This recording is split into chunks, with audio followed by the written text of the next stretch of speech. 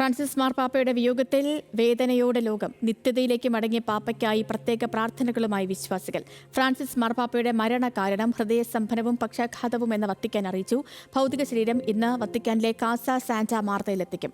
Francis മാർപ്പാപ്പയോടുള്ള ആദരസൂചകമായി ഇന്ത്യയിൽ 3 ദിവസത്തെ ദുഃഖാചരണം. ദേശീയ പതാക പകുതി താഴ്ത്തിക്കെട്ടും. ശ്രീജിത്ത് ബാലകൃഷ്ണനോട് നമുക്കിപ്പം കൂടുതൽ വിവരങ്ങളുമായി. ശ്രീജിത്ത്, മാർപ്പാപ്പയുടെ വിയോഗവുമായി ബന്ധപ്പെട്ട് ഇനി സംസ്കാര ശുശ്രൂഷകളിലേക്ക് കടക്കേണ്ട സമയമാണ്. പുതിയ മാർപ്പാപ്പയെ തിരഞ്ഞെടുക്കേണ്ട സമയമാണ്. എന്താണ് വത്തിക്കാനിൽ നിന്ന് ലഭിക്കുന്ന ഏറ്റവും പുതിയ അപ്ഡേറ്റുകൾ? തീർച്ചയായും കർദിനാൾ കെവിൻ ഫാരലിൻ്റെ നേതൃത്വത്തിലുള്ള കർദിനാൾ സംഘം ഏതാണ്ട് ശുശ്രൂഷകളിലേക്ക് കടക്കുന്ന സാഹചര്യമാണ് ഇപ്പോഴുള്ളത്.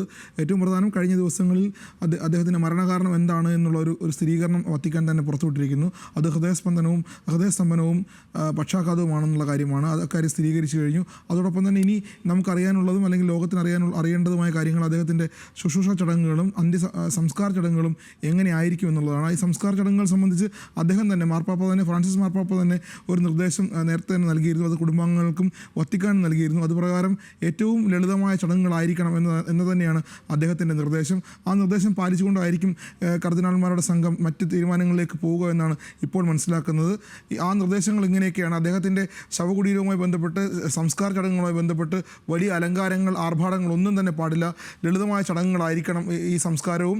ഏറ്റവും പ്രധാനം കല്ലറയിൽ വലിയ അലങ്കാരങ്ങൾ വേണ്ട. നമുക്കറിയാം, ഇത്തരം ചരമ ശുശ്രൂഷകളിലും സംസ്കാര ചടങ്ങുകളിലും ഒക്കെ വലിയ രൂപത്തിലുള്ള അലങ്കാരങ്ങൾ ഉണ്ടാകാറുണ്ട്. പൂക്കൾ കൊണ്ടുള്ള അലങ്കാരങ്ങളൊക്കെ ഉണ്ടാകാറുണ്ട്. അതുമാത്രമല്ല, പേരുകൾ എഴുതുന്നതിൽ പോലും വളരെ ലളിതമായിരിക്കണം. അദ്ദേഹത്തിൻ്റെ പേര് ഫ്രാൻസിസ് എന്നുള്ളത് ലാറ്റിൻ ഭാഷയിൽ തന്നെ എഴുതണം എന്നുള്ളൊരു നിർദ്ദേശം കൂടി അദ്ദേഹം നൽകിയിട്ടുണ്ട്. അതെന്തായാലും വത്തിക്കാനും കർദിനാൾമാരുടെ കോളേജും അത് അംഗീകരിക്കാനാണ് സാധ്യത.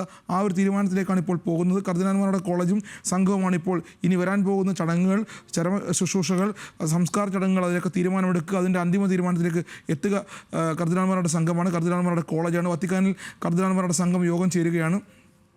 ഏറ്റവും പ്രധാനമായി നമ്മൾ നേരത്തെ സൂചിപ്പിച്ചതും ഈ വളരെ ലളിതമായും അല്ലെങ്കിൽ സമൂഹത്തിൻ്റെ ഏറ്റവും താഴേക്കിടയിൽ ഉള്ള ആളുകൾക്ക് വേണ്ടി സംസാരിച്ച നിലപാടെടുത്ത, സഭയുടെ നവീകരണത്തിന് വേണ്ടി സംസാരിച്ച നിലപാടെടുത്ത, സഭയുടെ പരിവർത്തനത്തിന് വേണ്ടി സംസാരിച്ച നിലപാടെടുത്ത ഒരു മാർപ്പാപ്പയാണ് വിടവാങ്ങുന്നത് ഫ്രാൻസിസ് മാർപ്പാപ്പ. അദ്ദേഹത്തിൻ്റെ സംസ്കാര ചടങ്ങുകളും ആ രൂപത്തിൽ തന്നെ ലളിതമായിരിക്കും. ഏറ്റവും പ്രധാനപ്പെട്ട വസ്തുതകളിലൊന്ന്, സാധാരണഗതിയിൽ എല്ലാ മാർപ്പാപ്പന്മാരെയും അവരുടെ സംസ്കാര ചടങ്ങുകൾ നടക്കുന്നത് സെൻറ്റ് പീറ്റേഴ്സ് ബസിലിക്കയിലാണ്. അത് റോമിനകത്ത് തന്നെയാണ്. പക്ഷേ ഇത് റോമിന് പുറത്തേക്ക് വത്തിക്കാൻ്റെ ചരിത്രത്തിലാദ്യമായി ഒരു മാർപ്പാപ്പയുടെ സംസ്കാര ചടങ്ങുകൾ, അന്തിമ സംസ്കാര ചടങ്ങുകൾ റോമിന് പുറത്തേക്ക് പോകുന്നു. ആ ബസിലിക്ക പോലും ഒരുപക്ഷെ ഫ്രാൻസിസ് മാർപ്പാപ്പയ്ക്ക് വളരെ പ്രിയപ്പെട്ടതാണ്. കഴിഞ്ഞ 12-ാം തീയതി അദ്ദേഹം ആശുപത്രിയിൽ തിരിച്ചെത്തി. കഴിഞ്ഞ 12-ാം തീയതി അദ്ദേഹം ഈ റോമിന് പുറത്തെ ബസിലിക്കയിൽ, മേജർ ബസിലിക്കയിൽ അദ്ദേഹം ശുശ്രൂഷകൾ നടത്തിയിരുന്നു, പ്രാർത്ഥനകൾ നടത്തിയിരുന്നു. ആ ബസിലിക്കയിലായിരിക്കും റോമിന് പുറത്തേക്ക് ആദ്യമായി ഒരു മാർപ്പാപ്പയുടെ സംസ്കാര ചടങ്ങുകൾ നടക്കുക.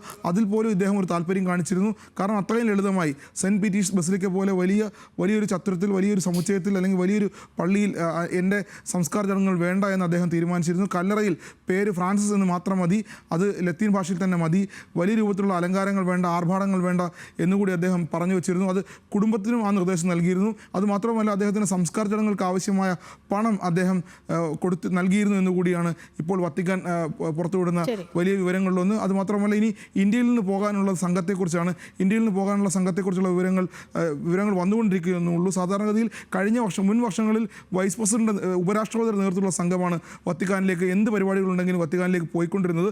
ഇത്തവണ പ്രധാനമന്ത്രി നരേന്ദ്രമോദി തന്നെ നേരിട്ട് പോയേക്കും എന്നൊരു വിവരം കൂടിയാണ് ഇപ്പോൾ നമുക്ക് പറയാൻ കഴിയുന്നത്. അക്കാര്യത്തിൽ ഔദ്യോഗിക സ്ഥിരീകരണം ഉണ്ടായിട്ടില്ല. എന്നാൽ പോലും പ്രധാനമന്ത്രി നേരിട്ട് പോകുന്നൊരു സാഹചര്യം ഉണ്ടാകും. അമേരിക്കൻ പ്രസിഡന്റ് ഡൊണാൾഡ് ട്രംപ് ഇപ്പോൾ അവിടേക്ക് പോകും എന്ന കാര്യത്തിൽ ഉറപ്പ് വന്നിട്ടുണ്ട്. അതുകൊണ്ട് തന്നെ ഇന്ത്യൻ പ്രധാനമന്ത്രിയും ഒരുപക്ഷെ പോയേക്കും. എന്തായാലും ഇനി സംസ്കാര ചടങ്ങുകളുടെ അന്തിമ തീരുമാനം എടുക്കേണ്ടത് കർദിനാൾമാരുടെ കോളേജാണ്. അവർ നൽകുന്ന നിർദ്ദേശത്തിനനുസരിച്ചായിരിക്കും തീരുമാനങ്ങൾ.